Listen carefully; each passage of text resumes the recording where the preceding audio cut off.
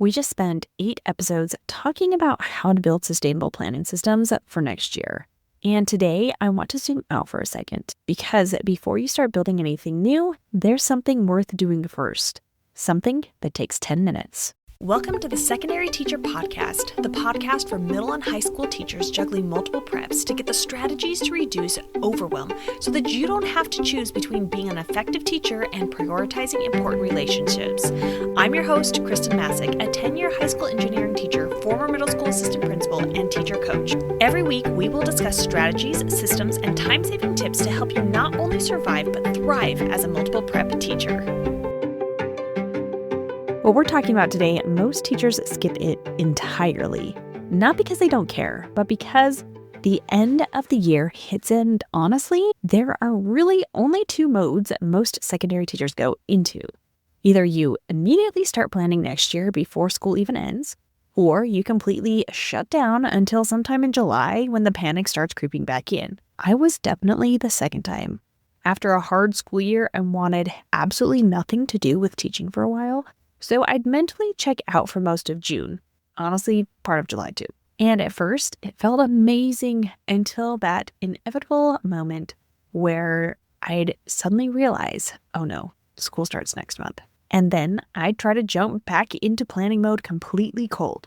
Except I had disconnected so fully from my previous school year that I couldn't clearly remember what worked anymore.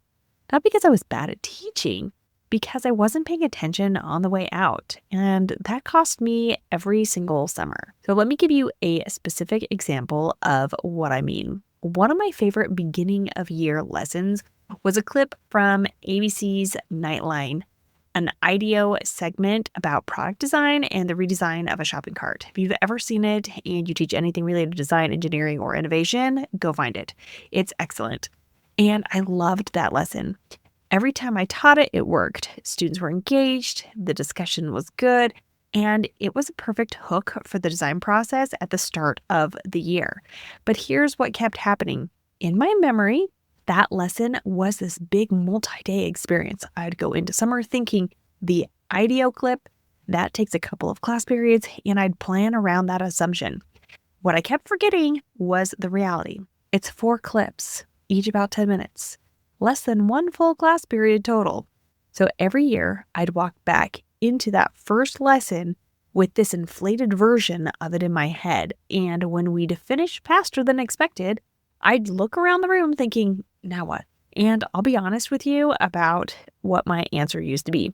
I'd let them get out their phones. And I'm a little embarrassed to admit that now. But at the time, phones in the classroom were a different conversation than they are today.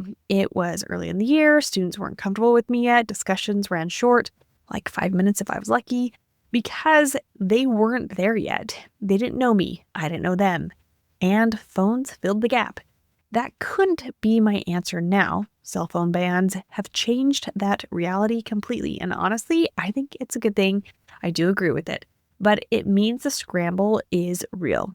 If I were teaching that lesson today and hit the same wall, video done, 15 minutes left, class too new to sustain a long discussion, I'd be pulling out my would you rather cards, something low prep, flexible, content adjacent enough to feel intentional, not filler, a planned pivot. And here's the thing. If I had spent 10 minutes at the end of the school year writing down, IDEO clip is 4 10-minute segments, plan a filler activity, discussion, usually runs short in week 1 because students aren't comfortable yet, I would have never gotten caught off guard. Not once. That whole note would have been worth more than any curriculum overhaul I did that summer. That's what reset actually is. Not a planning session, not a reflection journal, just 10 minutes of capturing what's actually true before summer turns vivid memories into slightly wrong ones. You don't need a perfect memory for this. You need 10 minutes and 1 honest question. What worked well enough that I would absolutely use it again? And what do I need to remember about how it actually ran? That's it. That's the reset. Here's how to actually do this without it turning into a 2-hour project. Set a timer for 10 minutes. That's your entire commitment. Not a planning session, not a curriculum review, 10 minutes. When the timer goes off, you're done. even if you feel like you could keep going, because the goal here isn't to exhaust yourself in one sitting. It's to build a habit you'll actually sustain across the summer. Pick one thing to reflect on, not your entire course load, not the whole year, one class, one unit, one project, one recurring routine. Maybe today you think through first period. Maybe tomorrow you think through one project that ran really well. Maybe another day you look at a unit that felt off and try to name why. Small and specific beats broad and overwhelming every time. Ask the right question, not was it perfect, not what would look impressive if I posted it. Just what genuinely worked and what do I need to remember about how it actually ran. The second part is the one that most teachers skip. And it's the part that would have saved me from the IDEO clip scramble every single year. Because the lesson was great. I never forgot that. What I forgot were the logistics, the timing, the details that make the difference between walking in confident and scrambling for a filler activity 15 minutes before the bell. So when you're reflecting, capture both what worked and how it actually ran. Write it down somewhere you'd find it. A note in your planning calendar, a quick doc, a sticky note on the unit folder. It doesn't matter where. It just has to be somewhere you'll actually look when you're planning that lesson again. Because a reflection that lives only in your head is just another thing your brain has to hold on to all summer. Write it down.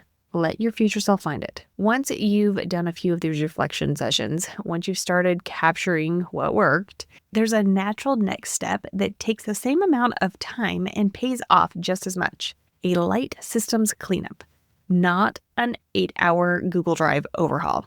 Just small intentional resets.